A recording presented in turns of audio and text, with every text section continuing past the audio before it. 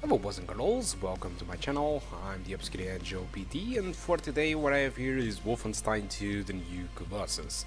So Wolfenstein 2 The New Colossus was developed by Machine Games, the same developers of the other Wolfensteins, the Old Blood, and well, what was the name of the other one? I don't remember. And this time this game is using ID Tech-6 as an engine, so ID Tech-6 it is an engine that powered up Doom, which has excellent performance and graphics. The older Wolfenstein ones was using ID Tech-5, which is an engine that I'm not really a fan of, but ID Tech-6 it is awesome.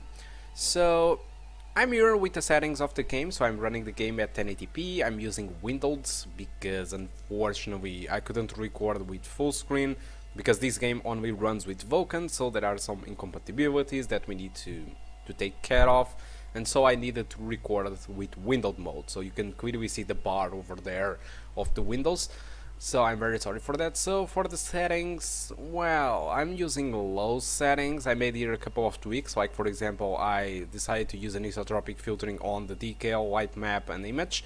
I didn't use it on material because the material it is really demanding, I'm not really sure why, but overall this is pretty much the low presets, and I'm using also another thing which is adaptive resolution scaling, so the game adapts the internal resolution regarding how demanding the game it is. So my objective with the adaptive VSync, adaptive resolution, was to get some extra frames.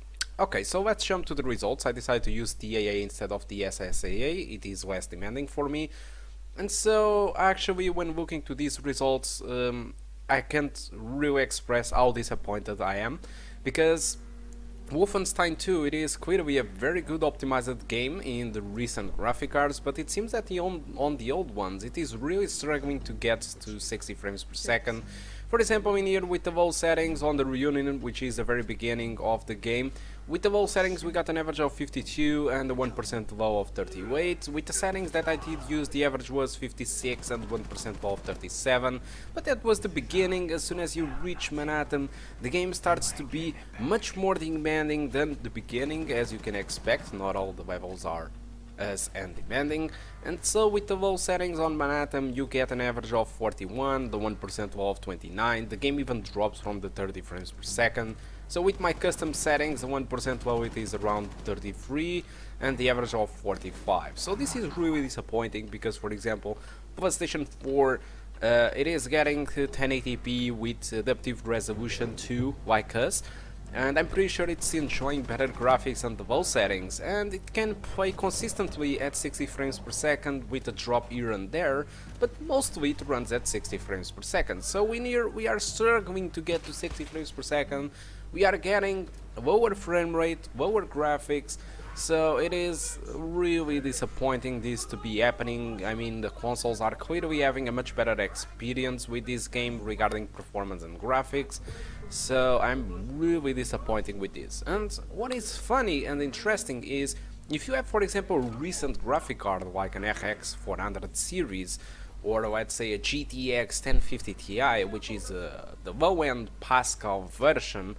the 1050 Ti usually in all the games are simply just 15 to 20 frames per second faster with the same settings, but 1050 Ti in this game, for example, can run this game at ultra settings, pretty much at ultra settings, most of the time at 60 frames per second, and with our graphic card in here we can barely reach 60 frames per second with the low settings. So there are two things that I suspect that might be injuring the performance of this game.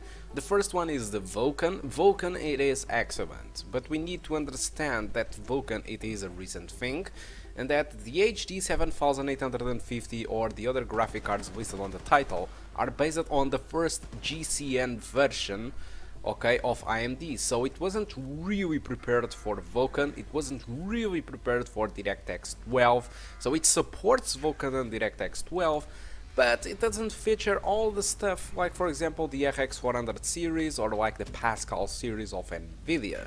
So this might mean that we might be losing a ton of performance comparing to the new generation graphic cards. Also, there are the fact that the game says that as a minimum you need to have 4 GB of VRAM.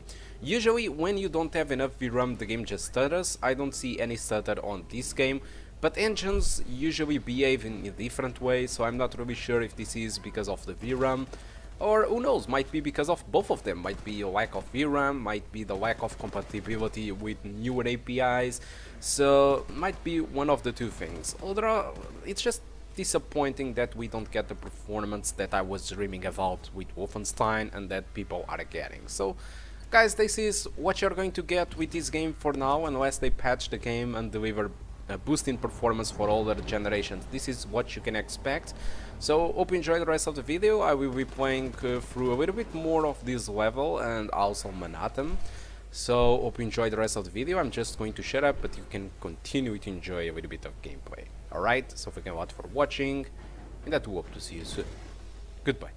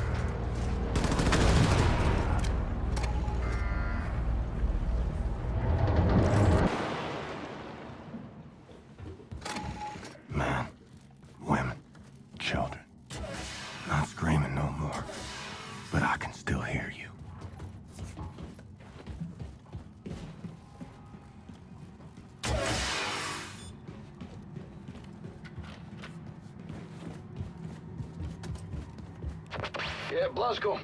Find your way through the bombed-out city and reach the state building. Faster the better. Fergus out.